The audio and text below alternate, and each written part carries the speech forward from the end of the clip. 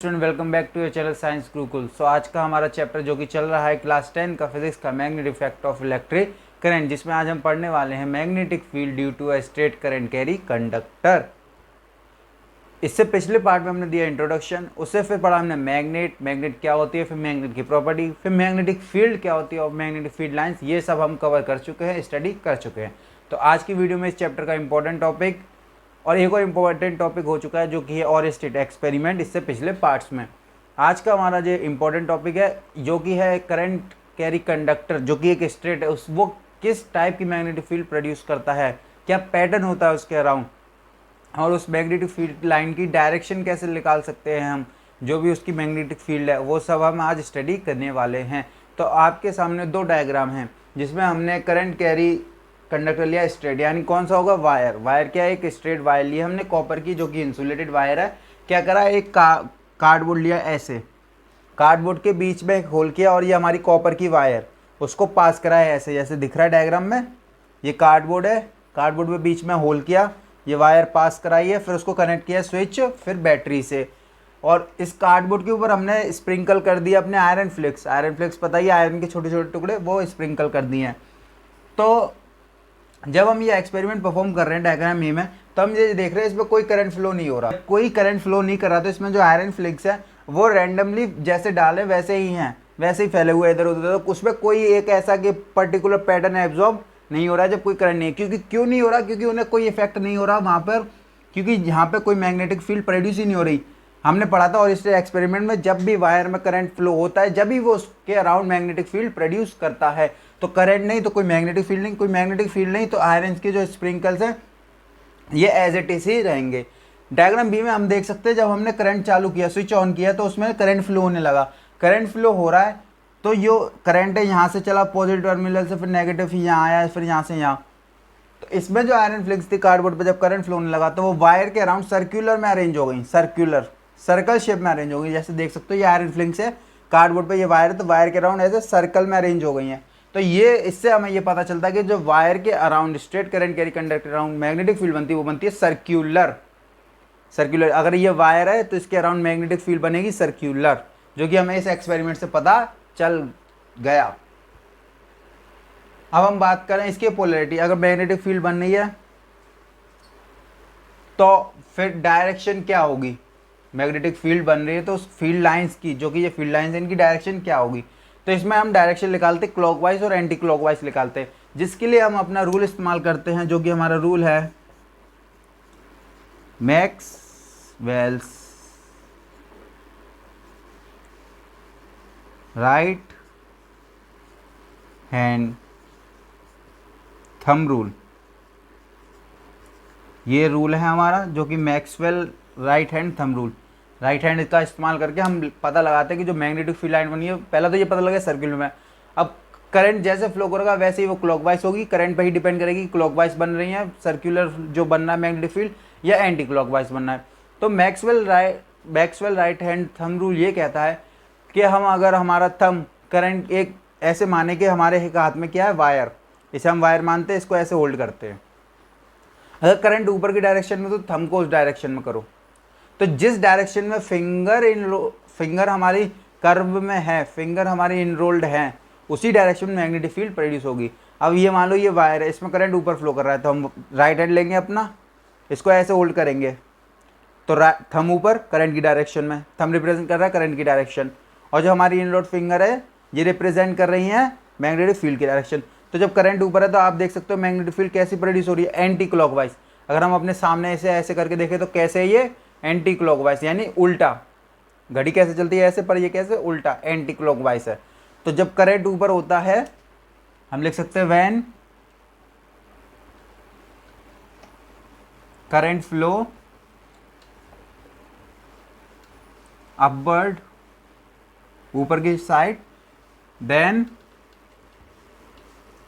MFL magnetic field lines are anti clockwise. अब हम बात करें तो अपवर्ड की होगी, डाउनवर्ड।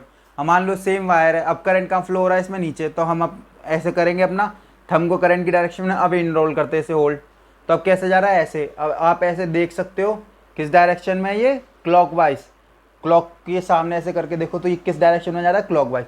करंट नीचे डाउन, करंट की डायरेक्शन, और ये इधर। तो हमें पता चल गया जब करंट वायर में डाउनवर्ड होगा, when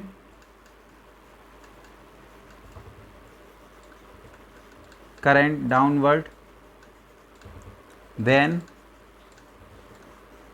magnetic field lines, MFL पता है, मैग्नेटिक फील्ड लाइंस के शॉर्ट फॉर्म में ऐसे लिखते हैं, क्लॉकवाइज होगी वो। कैसा होगा, क्लॉकवाइज, यानी घड़ी की डायरेक्शन में, ऐसे तो ऐसे। ये हमें पता चल गया। हमें पता चला कि जो एक स्ट्रेट करंट कैरी कंडक्टर है उसके अराउंड मैग्नेटिक फील्ड कैसे प्रोड्यूस होती। तो एक स्ट्रेट कैरी कंडक्टर के अराउंड हमने एक एक्सपेरिमेंट परफॉर्म किया कि एक वायर को एक कार्डबोर्ड में होल्ड करके पास कराया। जब कोई करंट नहीं तो जो आयरन फ्लिक्स थे कार्डबोर्ड पे वो एज इट इज रहे। जब करंट फ्लो कराया तो आयरन फ्लिक्स एक सर्कुलर पैटर्न में अरेंज हो गए वायर के अराउंड। जिस सर्कल का जो सेंटर क्या है, वायर, सेंटर के वायर इसके से ही ऐसे शुरू हो गए ये कॉन्सेंट्रेटिक सर्कल में। फिर हमने ये देखा कि अब ये मैग्नेटिक फील्ड लाइंस बनी है, तो हमें पता लगाना है इनकी डायरेक्शन क्या, क्लॉकवाइज है या एंटी क्लॉकवाइज है। तो इसके लिए हमने पढ़ा Maxwell right hand thumb rule. ये रूल ये कहता है कि अगर हम एक वायर को होल्ड करें और थंब को डायरेक्शन में करें करंट की, वायर में जिस डायरेक्शन में करंट जा रहा है उस डायरेक्शन में हम करें अपना थंब। तो अगर करंट ऊपर है तो थंब ये, तो जब करंट ऊपर फ्लो होगा वायर में तो जो मैग्नेटिक फील्ड लाइंस होंगी वो एंटी क्लॉकवाइज होंगी। जब करंट नीचे होगा तो मैग्नेटिक फील्ड लाइंस होंगी वो क्लॉकवाइज होंगी। ये पढ़ा, बस यही था इसमें। बहुत ही ईजी टॉपिक, ज़्यादा कुछ था ही नहीं समझने के लिए।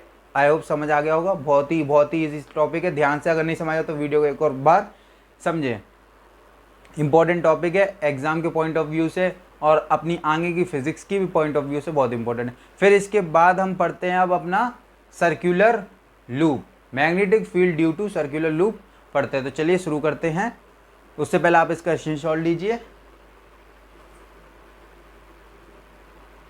ओके, स्टडी करते हैं magnetic field due to a circular current carry conductor. इसमें कुछ नहीं, वो हमारा जो स्ट्रेट वायर था उसी को बस हमने सर्कुलर में कर दिया और उसी के अराउंड अब हम मैग्नेटिक फील्ड देखेंगे। तो उसके अराउंड भी मैग्नेटिक फील्ड, ये रहा हमारा सर्कुलर। हमने क्या करा, एक वायर लिया, उसके दोनों एजेस को दो होल्ड करके जैसे कार्डबोर्ड में इधर इधर, फिर उसको ऐसे घुमा के कार्डबोर्ड में से पास कर दिया और फिर उसको कनेक्ट कर दिया बैटरी से। फिर उसके ऊपर स्प्रिंकल कर दिया आयरन फ्लिक्स के स्प्रिंकल कर दिए। सेम जैसे हमारा पहले एक्सपेरिमेंट था स्ट्रेट में, जब कोई करंट फ्लो नहीं होगा तो आयरन फ्लिक्स पे कोई असर नहीं होगा, वो एज इट इज ही पड़े रहेंगे। जब हमने स्विच ऑन किया, करंट को फ्लो कराया, तो हमने ये देखा करंट को फ्लो कराने पे जो आयरन फ्लिक्स है, जैसे हमारे स्ट्रेट करी कंडक्टर में सर्कुलर में अरेंज हो गए थे, वैसे ही इन होल्स के पास इस वायर के अराउंड सर्कुलरली अरेंज हो गए हैं। और पैटर्न इसका ऐसे कि बीच सेंटर में से ये जो है कार्डबोर्ड के वहाँ पे तो स्ट्रेट, और इसके जैसे जैसे पास जाते जाओ ये सर्कुलर में, दूर जाते जाओ ये स्ट्रेट होता जा रहा है। तो दूर जाते जा रहे हैं तो ये स्ट्रेट होता जा रहा है, तो सर्कुलर में। अब देखो हमने राइट हैंड थंब रूल पढ़ा था, यहाँ पे करंट ऊपर डायरेक्शन में ऊपर में रखो, तो इसके अराउंड कौन सी मैग्नेटिक फील्ड बनेगी, जब अपवर्ड होता है तो मैग्नेटिक फील्ड बनती है एंटी क्लॉकवाइज। तो इसमें बनना है एंटी क्लॉकवाइज और इधर बनना है क्लॉकवाइज, क्योंकि ये डाउनवर्ड है। डाउनवर्ड हमने राइट हैंड थंब रूल पढ़ा था, उससे क्या होता है, क्लॉकवाइज बनता है जब डाउनवर्ड करंट होता है। तो इससे बनना है क्लॉकवाइज। तो ऐसे ये दो पैटर्न बनने हैं, एक एंटी क्लॉकवाइज एक क्लॉकवाइज उससे। तो ये पैटर्न ऐसे घूम घूम के वायर के चारों अराउंड ऐसे घूम रहा है। वायर के चारों अराउंड ही हमारा क्या है, मैग्नेटिक फील्ड। इसमें भी सर्कुलर लूप में कौन सी मैग्नेटिक फील्ड बन रही है, सर्कुलर ही बन रही है। ये हमारा हो गया एक्सपेरिमेंट। अब बात क्या इंपॉर्टेंट है नोट करने की, पहली तो ये जो भी करंट कैरी कंडक्ट होता है स्ट्रेट, उसके अराउंड सर्कुलर बनती है। सर्कुलर लूप है उसके अराउंड भी सर्कुलर ही बनेगी, उसके अराउंड ना कि उस पर ऐसे उसी के साथ। जैसे ये सर्कल है तो इसके ऐसे नहीं, उस सर्कल है, ये सर्कल है तो इसके अराउंड ऐसे मैग्नेटिक फील्ड बनती है, ऐसे सर्कल में ये मैग्नेटिक फील्ड बन रही है ऐसे। देख लो ना, ये ऐसे फिर ऐसे ऐसे ऐसे हो रहा है यहाँ पे। दूसरा, जैसे हम डिस्टेंस से दूर जाते जाएंगे वायर से, जो मैग्नेटिक फील्ड है वो कम होती जाएगी। उसका एग्जांपल ये कि जो सेंटर के पास में ज़्यादा आयरन फ्लिक्स है और दूर जाते जा रहे हैं तो आयरन फ्लिक्स दूर होते जा रहे हैं। देखो ये यहाँ पे ज़्यादा पास में होगा और जैसे दूर जाते जाएंगे देखो दूरी बढ़ती जाएगी। तो ये शो कर रहा है कि जो स्ट्रेंथ है वो दूर जाते जाते कम हो रही है। ये तो पता ही है, मैग्नेट से या किसी करंट कैरी कंडक्टर से दूर जाएंगे तो उसकी मैग्नेटिक फील्ड स्ट्रेंथ कम होती जाएगी। आयरन फ्लिक्स के जो सर्कल है वो बड़े होते जा रहे हैं और दूर दूर आयरन फ्लिक्स होते जा रहे हैं उसकी मैग्नेटिक फील्ड की वजह से, क्योंकि डिस्टेंस में कम होती जाएगी बस। और हमें जब डायरेक्शन पता करनी हो कि किस डायरेक्शन में है मैग्नेटिक फील्ड, तो उसके लिए हम यूज़ करते हैं राइट हैंड थंब रूल। यही थे हमारे दो टाइप आसान, पर ये इन्हीं को समझते हुए हम पढ़ेंगे सोलेनोइड। सोलेनोइड एक डिवाइस होता है जो कि यूनिफॉर्म मैग्नेटिक फील्ड यूज़ करने, मैग्नेटिक फील्ड प्रोड्यूस करने यूज़ होता है। और ये बहुत ही इंपॉर्टेंट टॉपिक है, इससे बोर्ड में क्वेश्चन आता ही आता है सोलेनोइड से। तो सोलेनोइड का जो नेक्स्ट पार्ट है हमारे इस चैप्टर का, उसमें आएगा। आज हमने ये दो टॉपिक पढ़े, स्ट्रेट करंट कैरी कंडक्टर से और सर्कुलर करंट कैरी कंडक्टर से। आई होप ये समझ आए होंगे अच्छे से, क्योंकि बहुत ही इंपॉर्टेंट टॉपिक थे, इनको समझना। और सोलेनोइड इसका एडवांस लेवल है, तो हम पढ़ेंगे अब सोलेनोइड नेक्स्ट पार्ट में। सोलेनोइड तो बिल्कुल भी स्किप ना करें, बहुत ही इंपॉर्टेंट टॉपिक है वो।